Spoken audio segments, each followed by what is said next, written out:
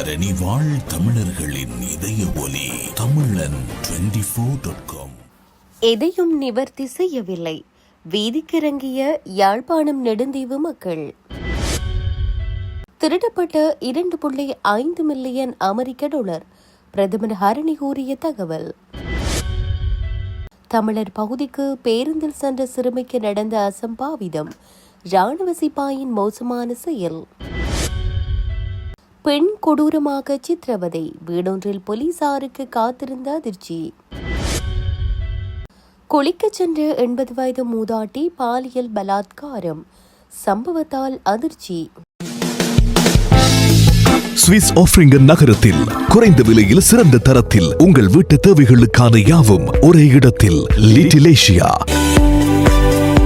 இங்கே தாயகத்தில் இருந்து தரமான மரக்கறி, ஃப்ரெஷ்ஷான இறைச்சி, சுவையான மீன் வகைகள் மற்றும் ஆசிய, ஆப்பிரிக்க, தாய்லாந்தில் இருந்து இறக்குமதி செய்யப்பட்ட பலசரக்கு பொருட்கள் அனைத்தும் ஒரே கூரையின் கீழ். உங்கள் ஷாப்பிங்கை இனிமையாக்க 200க்கும் மேற்பட்ட கார் பார்க்கிங் வசதி. மேலும் ஹைவேயில் இருந்து வரும் 700 மீட்டர் தூரத்தில் மிக பிரம்மாண்டமான லிட்டில் ஏசியா எக்ஸோட்டிக் ஃபுட். இன்னும் என்ன யோசிக்கிறீங்க? இப்பவே வாங்க, கையோட அள்ளிட்டு போங்க. Little Asia exotic food, park வெக் 2, 4665 ஆஃப்ட்ரிங்கன். தொடர்புகளுக்கு 0627 981111.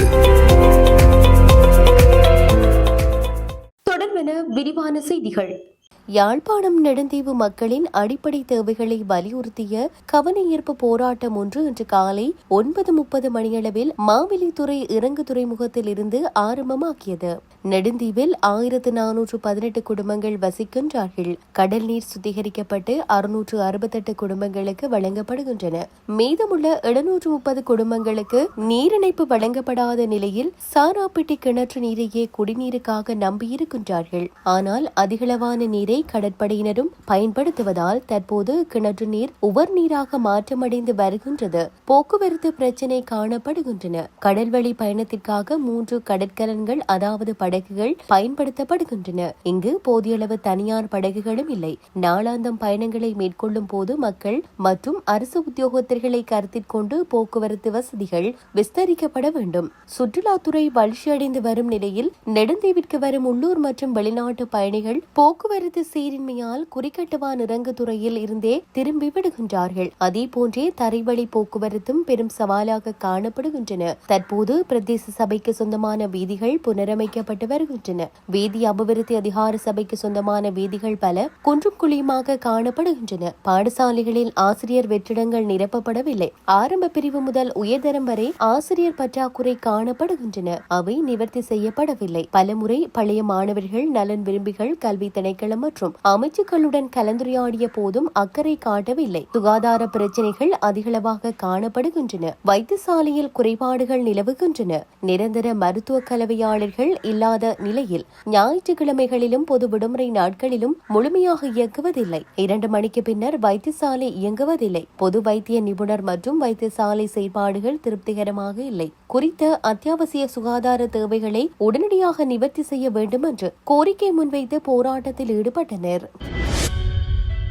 நிதி அமைச்சின் ஊடாக சைபர் குற்றவாளிகளால் திருடப்பட்ட 2.5 மில்லியன் அமெரிக்க டாலர் பணம் தொடர்பாக விசாரணைகள் ஆரம்பிக்கப்பட்டுள்ளதாக பிரதமர் ஹரணி அமரசூரிய தெரிவித்துள்ளார். இன்று முற்பகல் கண்டி மல்வத்து மகாவிகாரை வளாகத்தில் நடைபெற்ற நிகழ்வொன்றின் பின்னர் ஊடகங்களுக்கு கருத்து தெரிவிக்கும் போதே பிரதமர் இதனை தெரிவித்தார். இது தொடர்பில் அவர் மேலும் கூறுகையில், சைபர் குற்றவாளிகளால் திருடப்பட்ட 2.5 மில்லியன் அமெரிக்க டாலர் பணம் தொடர்பாக விரிவான விசாரணைகள் முன்னெடுக்கப்பட்டு வருகின்றன. இதில் தொடர்புடைய நபர்களுக்கு எதிராக தேவையான சட்ட நடவடிக்கைகள் எடுக்கப்படும். இதற்கான சர்வதேச ஒத்துழைப்புகளும் இலங்கைக்கு கிடைத்துள்ளன. ஒரு அரசாங்கம் என்ற ரீதியில் இந்த சம்பவம் தொடர்பாக எடுக்கப்பட வேண்டிய அனைத்து நடவடிக்கைகளையும் முன்னெடுக்க தயாராக உள்ளோம். அதேவேளை தமக்கு எதிராக எதிர்க்கட்சியினரால் கொண்டு வரப்பட உள்ளதாக கூறப்படும் நம்பிக்கையில்லா பிரேரணை குறித்தும் அவர் கருத்து வெளியிட்டார். எனக்கு எதிராக நம்பிக்கையில்லா பிரேரணையை கொண்டுவர பார்க்கிறார்கள். அது பாராளுமன்றத்திற்கு வரும் வரை நான் காத்திருக்கிறேன். ஏனென்றால் ஏனென்றால் அப்போதுதான் அவற்றுக்கு பதிலளிக்க எனக்கு ஒரு வாய்ப்பு கிடைக்கும். அவர்கள் பல கதைகளை சொல்கிறார்கள்.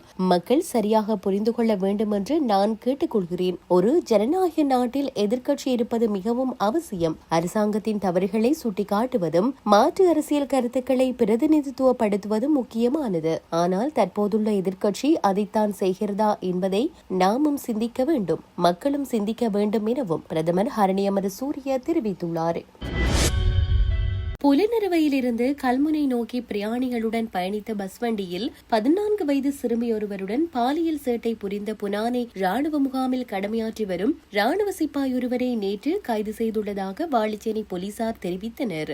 இதுபற்றி தெரிய வருவதாவது, கடந்த 20ஆம் திகதி புலனறுவையிலிருந்து கல்முனை நோக்கி பயணித்த தனியார் பஸ் வண்டியில் 14 வயது சிறுமி அவரது சிறிய தந்தையுடன் வாழைச்சேனையில் உள்ள அவரது வீட்டிற்கு செல்வதற்காக பயணித்துள்ளார். அதேவேளை புனானை ராணுவ முகாமில் கடமையாற்றி வரும் ராணுவ சிப்பாய் விடுமுறையில் வீடு சென்று திரும்பியவர் அதே பஸ் வண்டியில் ஏறி சிறுமிக்கு அருகில் அமர்ந்து கொண்ட நிலையில் பஸ் வண்டி மண்ணப்பட்டியை தாண்டி சென்று கொண்டிருந்த போது குறித்த சிறுமிக்கு ராணுவ சிப்பாய் பாலியல் சேட்டை செய்ய முற்பட்ட நிலையில் சிறுமி அருகில் இருந்த சிறிய தந்தையிடம் முறையிட்டதை அடுத்து அவர் அந்த ராணுவ சிப்பாய் மீது தாக்குதல் நடத்தியுள்ளார். இதனையடுத்து பஸ் வண்டியை சாரதி வாழைச்சேனை போலீஸ் நிலையத்திற்கு கொண்டு சென்று நிறுத்தி பஸ் வண்டியில் நடந்த சம்பவத்தை தெரிவித்ததை அடுத்து போலீசார் தாக்குதலுக்குள்ளான ராணுவ சிப்பாயை வைத்தியசாலையில் அனுமதித்ததுடன் தாக்குதலை மேற்கொண்ட சிறுமியின் சிறிய தந்தையை கைது செய்து நீதிமன்றத்தில் ஆஜர்படுத்தினர். இது தொடர்பாக விசாரணைகளை மேற்கொண்டு வந்த போலீசார் வைத்தியசாலையில் அனுமதிக்கப்பட்ட ராணுவ சிப்பாய் நோய் குணமாகி வைத்தியசாலையில் இருந்து வியாழக்கிழமை மாலை 4:30 மணிக்கு வெளியேற முற்பட்ட போது அவரை கைது செய்தனர். பலாங்குடி பல்லேவல பகுதியில் உள்ள வீடொன்றில் பெண்ணின் சடலம் கண்டெடுக்கப்பட்டுள்ளது. நேற்று பிற்பகல் குறித்த சடலம் கண்டெடுக்கப்பட்டுள்ளது. குறித்த வீட்டில் தனியாக இருந்த பெண் கொடூரமாக சித்திரவதை செய்யப்பட்டதாகவும் தெரிவிக்கப்பட்டுள்ளது. கிடைக்கப்பெற்ற தகவலின் பேரில் நடத்தப்பட்ட விசாரணையின் பின்னர் இந்த சடலம் கண்டெடுக்கப்பட்டதாக கூறப்படுகிறது. சந்தேக நபரை தேடுவதற்காக ரத்தினபுரி போலீஸ் நிலைய மோப்பனாய் பயன்படுத்தப்பட்டுள்ளது. பிரேத பரிசோதனை இன்று பலாங்குடி ஆதார வைத்தியசாலையில் நடத்த திட்டமிடப்பட்டுள்ளது. மேலும் சம்பவம் தொடர்பில் பின்னவல போலீசார் விசாரணைகளை மேற்கொண்டு வருகின்றனர். களுத்துறை பிரதேசத்தில் 80 வயது மதிக்கத்தக்க மூதாட்டியொருவர் இனம் தெரியாத கும்பலால் கொடூரமான முறையில் தாக்கப்பட்டு பாலியல் வன்புணர்விற்கு உட்படுத்தப்பட்டுள்ளார். இந்த சம்பவம் களுத்துறை இங்கிரிய ஹைஹம் மேற்பிரிவில் இடம்பெற்றுள்ளது. குறித்த மூதாட்டி தனது வீட்டிலிருந்து ஆற்றுக்கு குளிக்க சென்றபோது வழியில் மறைந்திருந்த இனம் தெரியாத கும்பல் அவரை வழிமறித்துள்ளது. இதன்போது அவர்கள் மூதாட்டியை பாலியல் வன்புணர்விற்கு உட்படுத்தியதுடன் அவரிடம் இருந்த 2 சவரன் தங்க நகைகளையும் பறித்துக் கொண்டு தப்பி சென்றுள்ளனர். இச்சம்பவம் குறித்து இங்கிரிய போலீஸ் நிலையத்தில் முறைப்பாடு செய்யப்பட்டுள்ளது. பாதிக்கப்பட்ட மூதாட்டிக்கு உரிய நீதி கிடைக்க வேண்டும் எனவும் இக்கொடூர செயலில் ஈடுபட்டவர்களை கைது செய்ய விரிவான நடவடிக்கை எடுக்கப்பட வேண்டும் எனவும் தோட்டப்பகுதி பொதுமக்கள் மற்றும் சமூக ஆர்வலர்கள் கோரிக்கை விடுத்துள்ளனர்.